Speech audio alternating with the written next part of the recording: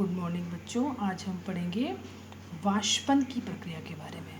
आपने देखा होगा कि जब कभी भी कहीं पर भी पानी जो है वो फैल जाता है तो वो अपने आप ही इवेपोरेट हो जाता है, वाष्पित हो जाता है और सूख जाता है।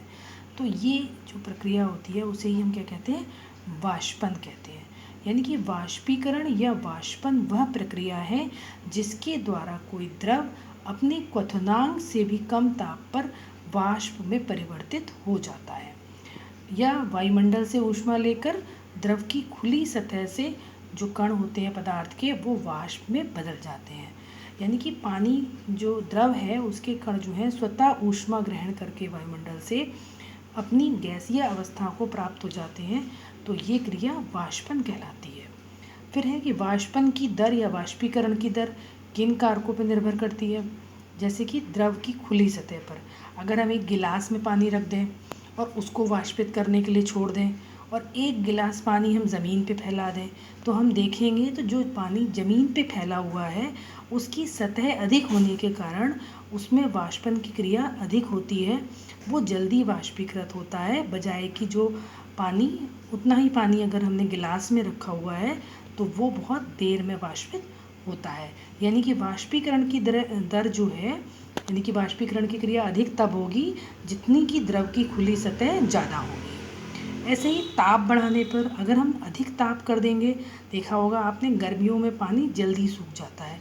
अगर गर्मियों में हमने पानी ज़मीन पे गिरा दिया तो वो क्या होगा, जल्दी सूख जाएगा। यानी कि अधिक ताप पर वाष्पीकरण की दर बढ़ जाती है। यानी कि ज़्यादा ताप होगा तो वाष्पीकरण की क्रिया तेज़ी से होती है।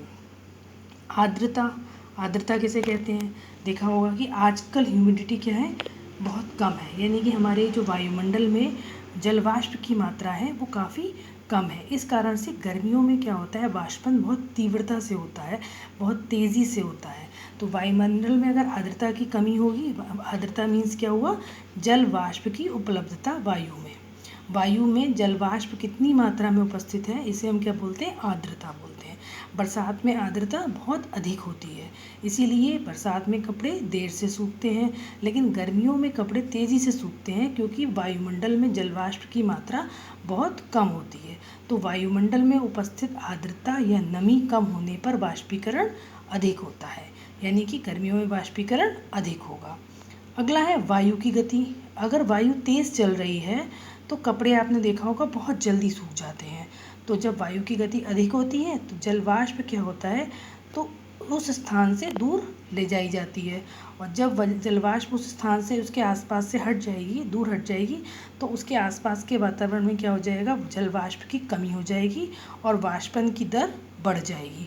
अतः तेज वायु में कपड़े जल्दी सूख जाते हैं। फिर से समझ लीजिए, अगर वायु तेज़ चलेगी तो जहाँ पर भी वाष्पन की क्रिया हो रही है उसके आसपास से जलवाष्प की मात्रा क्या हो जाएगी, वायु के द्वारा जलवाष्प दूर ले जाई जाएगी।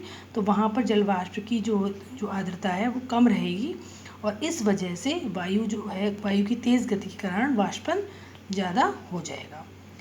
अगर हम कपड़ों को फैलाएं तो वो जल्दी सूख जाते हैं, और अगर हम ऐसे ही फैलाएं नहीं, ऐसे ही बना के रख दें, गोला बना के कपड़े का, गीले कपड़े का, तो वो नहीं सूखता है जल्दी। इसका कारण क्या है कि कपड़ों को फैला देने से उनकी सतह का क्षेत्रफल बढ़ जाता है। इस कारण से जल के वाष्पन की दर बढ़ जाती। जैसे कि हमने पहले पढ़ा कि अगर हम सतह को बढ़ा देंगे तो वाष्पन की दर बढ़ जाएगी, इसलिए कपड़े अगर हम फैला देंगे तो वो जल्दी सूख जाएंगे।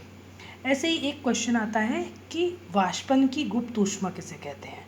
किसी पदार्थ के 1 किलोग्राम को उसके क्वथनांक पर द्रव अवस्था से गैसीय अवस्था में बदलने के लिए जो ऊष्मा आवश्यक होती है उसको हम वाष्पन की गुप्त ऊष्मा कहते हैं। जल के वाष्पन की गुप्त ऊष्मा 2260 यानी कि 2260 जूल प्रति ग्राम है। किसी पदार्थ के 1 किलोग्राम को उसके क्वथनांक पर द्रव अवस्था से गैस अवस्था में बदलने के लिए जितनी ऊष्मा की आवश्यकता होती है उसे हम कहेंगे वाष्पन की गुप्त ऊष्मा। तो ये चीज़ आप नोट कीजिए, समझिए और कॉपी में लिखिए और याद करिए।